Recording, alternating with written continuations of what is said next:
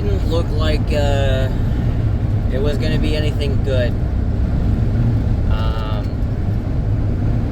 I was 45 minutes away, doing what I do best, putting in pipe, and my wife had called and said that I needed to meet her at her doctor's office for this emergency scan.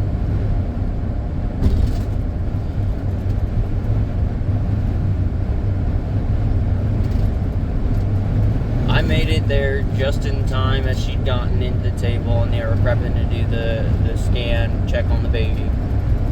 And she should have been about 9 to 10 weeks along. And all they could find in her uterus was a gestational sac, which looked about 3 to 4 weeks along. And there are a lot of different factors in, why the baby looked to be like this.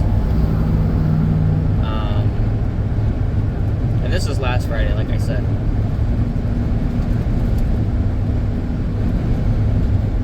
So after lots of tears and prayers and a bunch of other things, I took that Friday off. I should say I took that Monday off. That way I could just spend time with my wife and my 3 kids. And we were told that at her next appointment, which is tomorrow, that they were going to look to see if there's any growth in the gestational sac. For those that don't know, the gestational sac is like the very beginnings of a baby.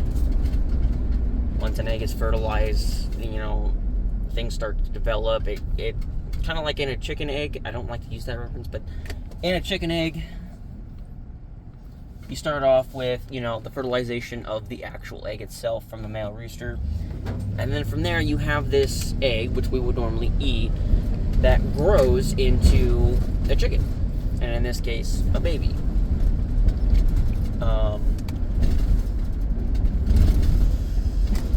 Tomorrow we'll find out if this baby is still growing.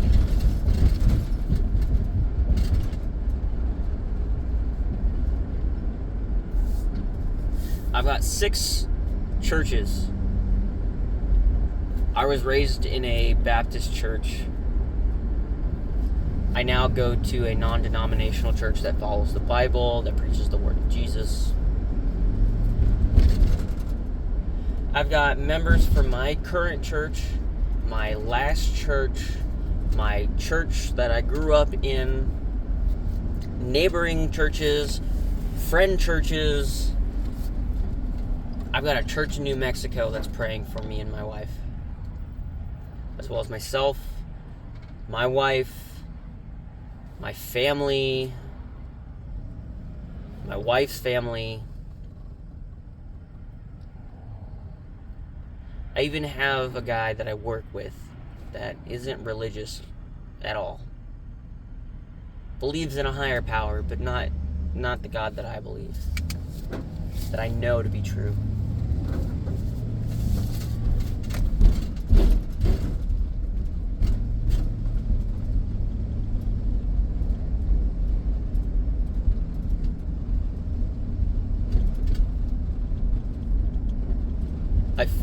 I feel and think that things are going to be okay. I'm just terrified I'll be numb like I was when we lost our first child, my second son.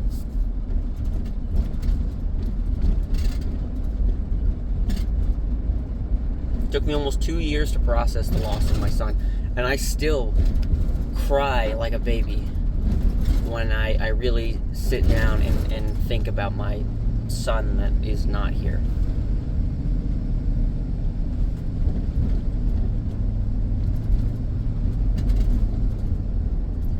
I struggle to communicate when I'm stressed.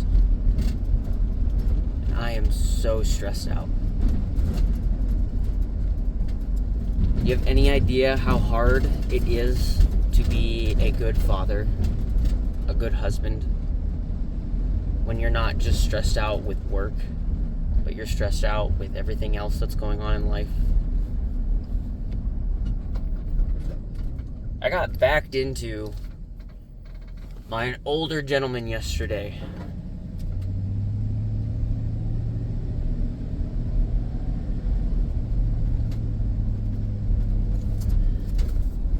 I got pulled off a job doing a bathroom renovation for a church in, I'm not going to disclose my location, in a church in a neighboring city that I work in. I'm a union plumber, so take that as you will. I got pulled off that job doing the bathroom renovation to go set a shower pan at another job that I had done earlier in February, because the base that I had been working on was finally put in for the shower. And I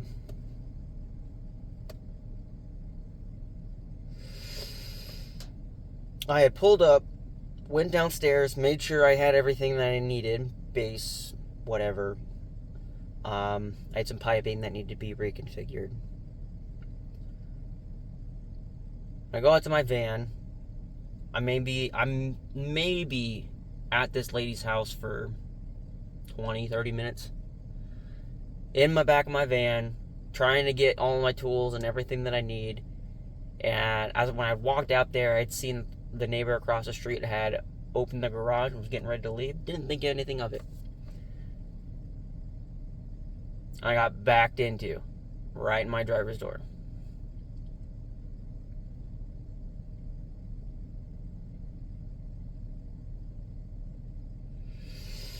Needless to say, that got rescheduled, and I sat there for like an hour and a half before a police officer arrived so I could file a report for my company and just have everything documented.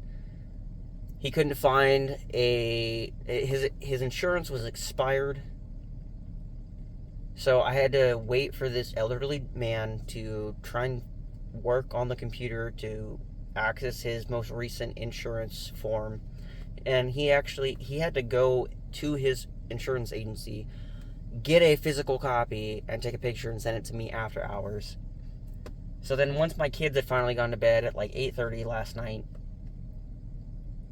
I was, while they were getting ready to fall asleep, I was sitting there on my laptop trying to type up this police report, which the officer didn't even want to do, so I had to do it all myself. So I had an actual copy of the report.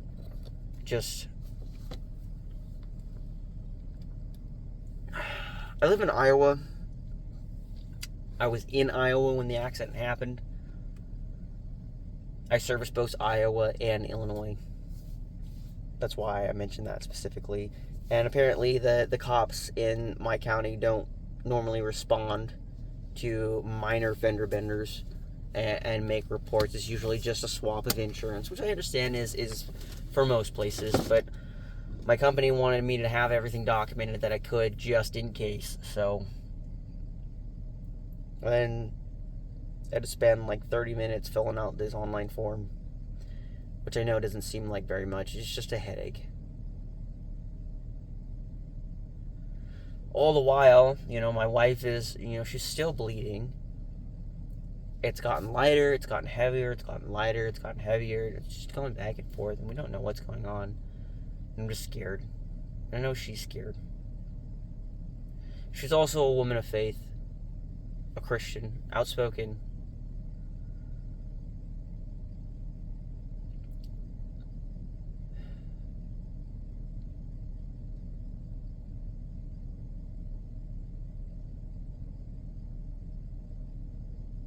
I'm terrified.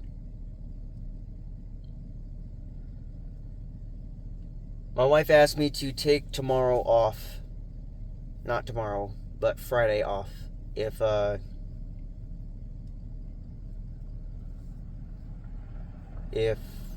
we get the news that she's completely lost the baby.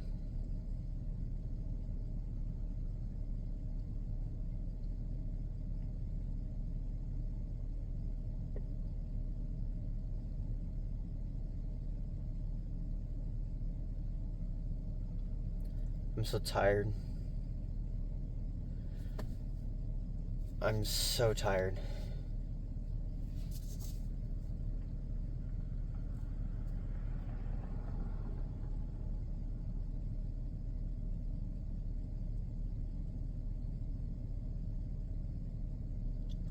I don't know what else to say at this point. Like I said, I'm doing this as a reminder that things do get better. I'm at a low right now.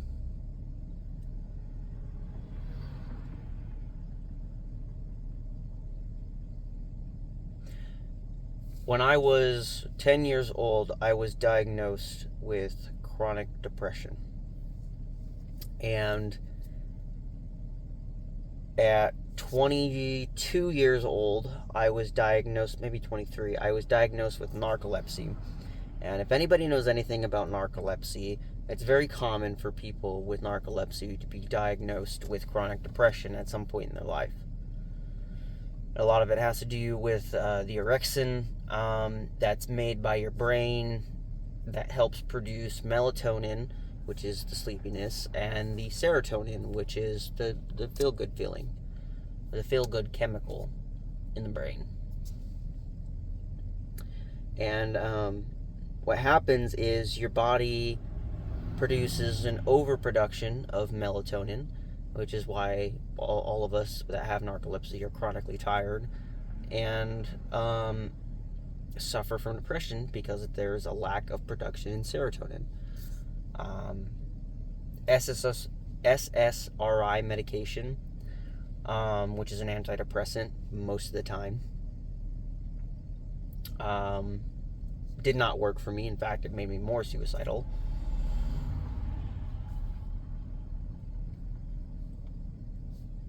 And I'd finally gotten put on a medication for my narcolepsy that has helped with my chronic tiredness, and I'm now pretty regular in my sleep cycles, despite not getting a full 8 hours of sleep. Like, I can wake up not feeling tired. Like, I sleep like a normal person.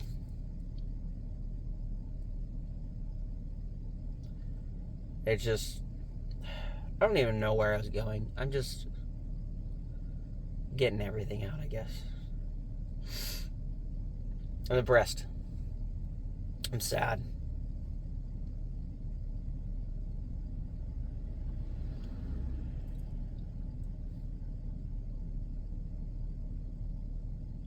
And while I'm spewing all of this nonsense, I'm trying to do my hours for work.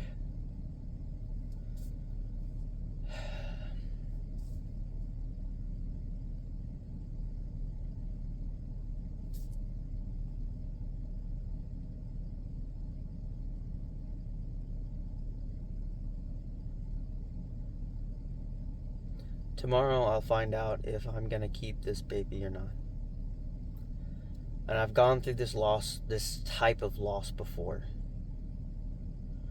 And there's a different kind of peace about it that I have now than I did when we lost my second son.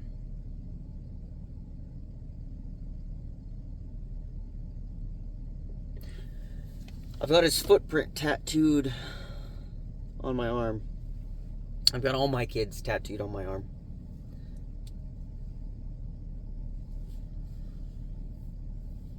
So I never forget him.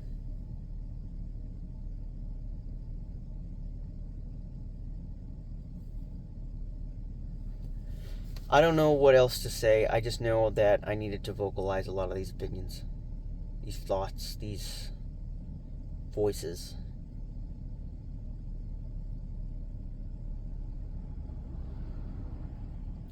If I can find time, either tomorrow or Friday, I'll make a follow-up. And I hope that I'm screaming with joy. If anybody watches this before tomorrow, thanks for taking the time to listen. And